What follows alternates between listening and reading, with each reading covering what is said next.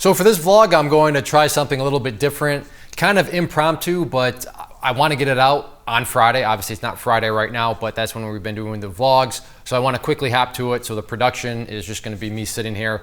But let's see, what is a family relation? So my brother-in-law's brother.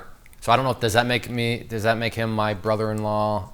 Nate's shaking his head. I don't know what that makes him, but anyways, an acquaintance. I'll just put it that. Text me a couple days ago and was asking me, he's gotten into cryptocurrency and all that. So I wanted to just do a quick video on this because I've had a lot of people ask me too recently, hey Clay, what do you think about cryptocurrencies, Bitcoin, all those things, what are your thoughts? And I really don't have any videos out there on it. And this is a very fluid situation. One day they're up super high, the next day you read a headline and they're down 30%.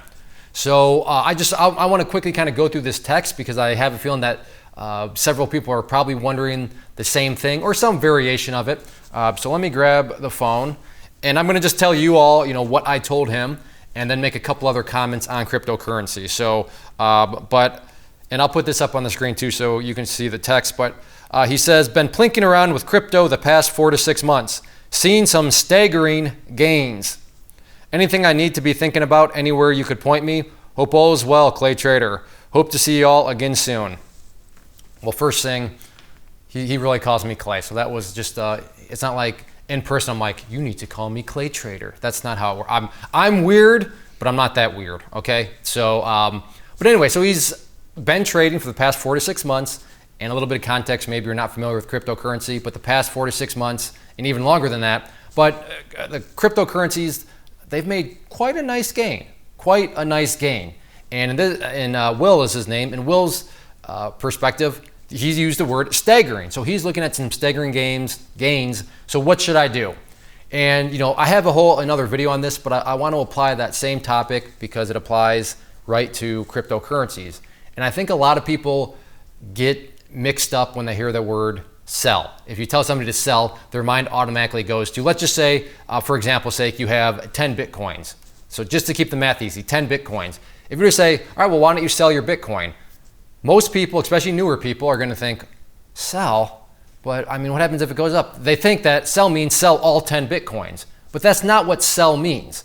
And I say that, I've seen it time and time again. I mean, when I first got started into trading, that's what I thought. I equated sell with the entire position, whether it's all of your shares, if you're trading stocks, all of your contracts, if you're doing some sort of options, or with cryptocurrency, again, your position of 10 Bitcoins, sell means all 10. That's not what it means. So what I told Will, and what I would advise and what my opinion is, now I'm not a financial advisor, this is for entertainment purposes only, but what I told Will, you can take it or leave it. This is not what I'm telling you to do, but this is what if it were me, this is what I would advise myself to do, is sell a portion. Again, going back to 10. Sell 5. Yeah, you can do that. That's called a partial sell. And what's the logic behind that? Well, let's say that you are wrong and Bitcoin just keeps on skyrocketing and skyrocketing and skyrocketing. Well, you still have 5 Bitcoins. Great, so you can still participate in the fun. But let's say Bitcoin craters. It's all a scam. It's all, whatever you want to call it, and it goes down, and then you know what it does? It goes down even more. You know what? Hey, at least you sold 5 up at a much, much, much higher spot and locked in some gains way up there. That's better than having all 10 Bitcoins where it's a drastically, drastically lower price. Do you have to sell half of your position? I'm not saying that, but sell does not mean you have to sell the entire thing. You could just take a portion of your position. Maybe you have, I don't know, let's just say 100 to keep the math easy. Maybe you want to sell a fourth. So yeah, sell 25 Bitcoins and you still have 75. Again, if you're wrong and you shouldn't have sold because the price just keeps on skyrocketing, you still have 75. And vice versa is true if the price craters. Hey, at least you sold 25 up when the prices were much higher. So that is my thoughts on if you already own some sort of cryptocurrency and you're looking at, to steal Will's word, staggering gains. Just remember, sell does not mean you have to sell your entire position.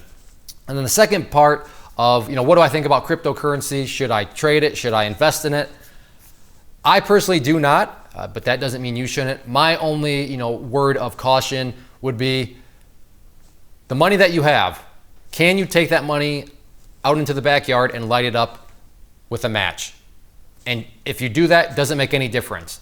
Meaning, or if you do that, are you thinking to yourself, uh-oh, I can't pay my gas bill.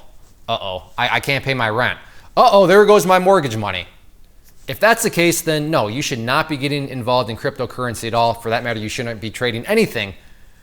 So moral of the story here, what I'm trying to get at is, if you want to get in it, I don't have anything against it. It better just be an amount of money that you can afford to see disappear. And if it is, then yeah, see what happens with it. Because from that perspective, it's a very good risk versus reward. If you can afford, let's just say $100.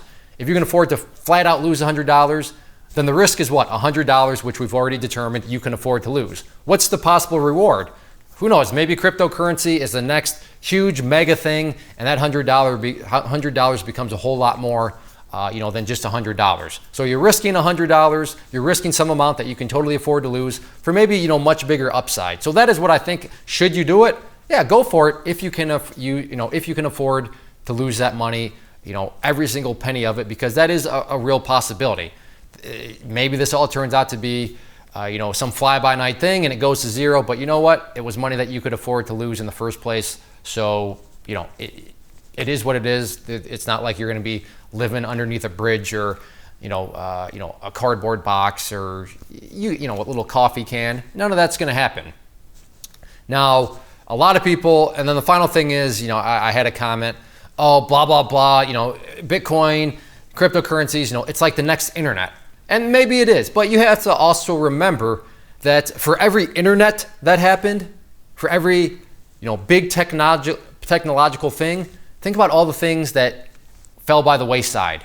Yeah, it sounds awesome to say it's going to be the next internet, and you could be right, but there was many dead bodies all around internet that were supposed to be the next big thing that never turned out to be. And I just bring that up because that's exactly why you shouldn't be throwing your kids' college tuition money, or your, hey, I got to pay, my own, tuition next month. I'm going to use that money, or you know what, I'm going to take 6 months of my mortgage because this is going to be the next internet.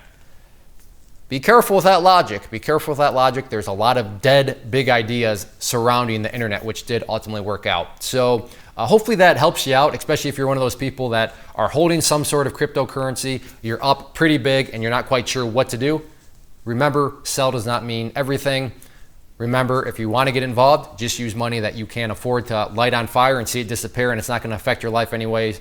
And then finally, in conclusion, what is this, some sort of English paper? In conclusion, I'm such a loser. And that was mean, because for you people out there that have good grammar and like to state sentences in conclusion, I apologize. You are just much smarter than I.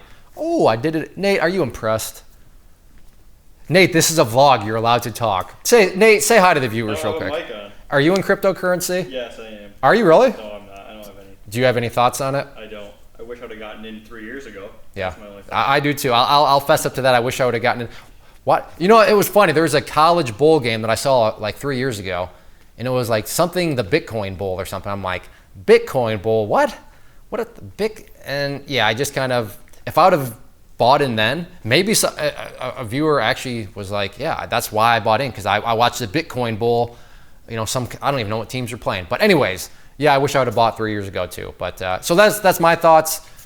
Nate's thoughts. He wished he would have bought 3 years ago. But any sort of questions or anything, you can leave those down below. But I think I pretty much summarized my viewpoint on it. So I hope this helps. Also, let me know about the format. Do you like kind of just the fireside chat of just kind of random topics? If so, a fireplace. That's a good idea. Let's build a fireplace in here so we can do literal fireside chats. I like it. Yeah, because we're gonna replace this with that's a good idea. So, but yeah, let me know if you like this format. If you don't, that's fine. We're still experimenting with things, but that is my thoughts on cryptocurrency.